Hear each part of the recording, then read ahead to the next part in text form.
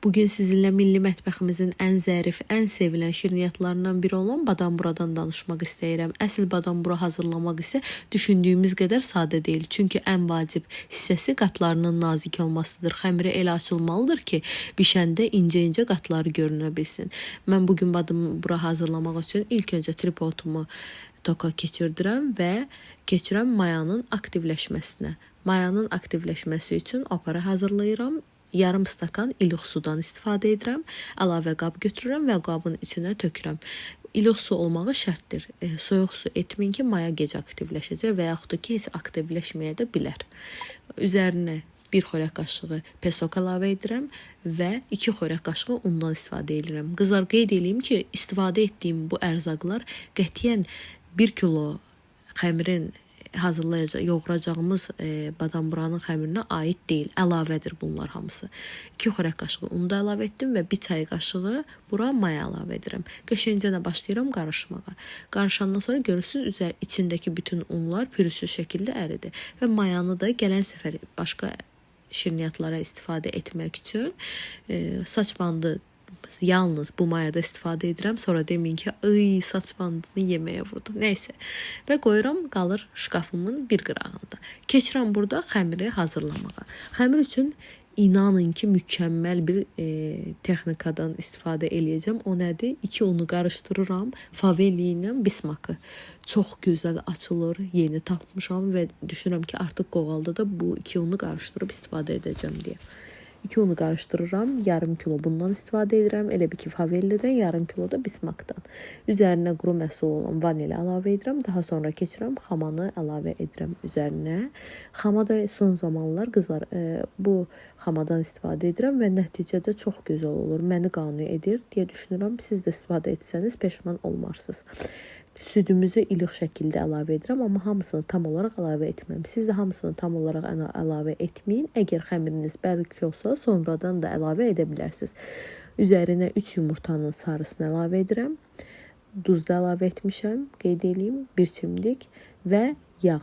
200 qram yağ əlavə edirəm. Yağ da otaq temperaturunda tam yumuşamış vəziyyətdə olmalıdır. Qeyd edeyim ki, qızlar, xəmir əgər yoğuracaqsınızsa, 3-4 saat öncədən yoğuracağınız xəmirin məhsullarını bayırda gözlətməyiniz mütləqdir.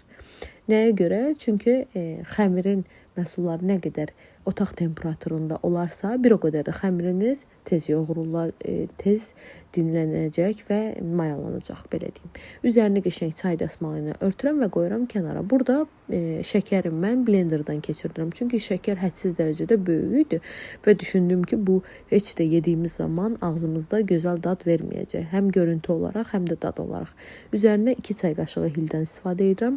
Əvvəllər 1 çay qaşığı hildən istifadə edərdim. Artıq hillərin də tərkibinə nə qatırırlarsa dayıcı bilmirəm. Burada üzərinə keçirəm fındığı, üyütdüyüm fındığı əlavə edirəm. Mən blenderdan üyüdürəm, bunu bilirsiniz qızlar. Çox da üyütmürəm, diri-diri qalsın. Yəni 1-2-3 saniyə blender fırlanırsa yetərli olur. Ən rahat üsuldur. Qabaq bağlayardıq stola, ət çəkən maşının kimi üyüdənlər var. Sırf fındıq üçün, yəni çox çətindir. Onlardan istifadə etməyinizə heç gərək yoxdur. Artıq burada xəmiri bir dəfə yoğurmuşam, ikinci dəfə də yoğurdum və qoydum dinlənməyə. Artıq anamın yardımından istifadə edirəm hər zamanki kimi. Çünki mən açma prosesində heç yaxşı deyiləm. Hər zaman anam mənə bu işdə kömək edir və xəmirlərin hər birinin layını açır. İlk qatdan sizə göstərmək istəyirəm ki, qətiyyən cırılma olmadı. Nəyə görə olmadı?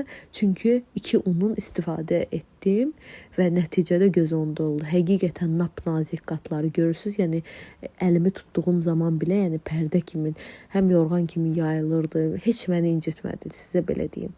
Burada qıraq hissələrini kəsirəm. Qıraq hissələrini canlıda etmişdim zaten. Bunu çox qızlar gördü. İç hissəsinə də tamına 65 qramı badamburada əldə etməyim üçün qatırdım. Burada tez-tez qəşəngcənə bururam rulon kimi. Mən buruma rulonunu istifadə edirəm hər zaman badamburada. Qəşəng qramajlara ayırıram və qoyuram dinlənsin. Bu hardasa yarım saat dinləndikdən sonra indi keçirəm əsas məsələ. görünüş. İlk insan o şeyi, bir şirniyyatı görürsə, bəyənirsə, onu dadmaq istəyir.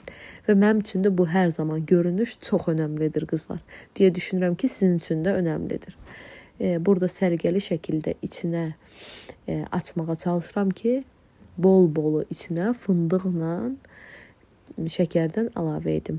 Qeyd edim ki, indi deyəcəksiniz ki, badam bura badamla olur. Mən fındıqdan edirəm. Siz badamdan istəyirsinizsə badamdan edin. Və burada qəşəng içliyini əlavə edirəm. Səliqəli şəkildə bərk-bərk sıxıram ki, yağlı xəmir olduğuna görə narahat olmayın. Mən qıraqlarını şəkər buraya verdiyim naxışla bükürəm və artıq stolun üstündə qoyanda zaten görürsünüz ki, yəni qəşəngcə hündür etməyə çalışıram. Nə qədər badam buranı hündür etsəniz, bişdiyi zaman da biraz çökmə yaranır istər-istəməz xəmirdə. Ona görə çalışdığınız qədər əlinizlə fiqurunu verəndə badam buranı hündür edin. Peşman olmayacaqsınız görünüş baxımından, yəni hündür çıxanda da badam bura deyirsiniz, vay, əsl o görüntüdür. Azərbaycan milli mətbəxinin şirniyyatı badam bura. Düşünürəm ki, videolarımı bəyənirsiniz, reseptlərimi izləyirsiniz və göndərirəm 180 dərəcədə bişir. Hamınıza nuş olsun. Gələn vloglarda görüşənədək nə sualınız varsa kommentlərdə gözləyirəm sizi qızlar.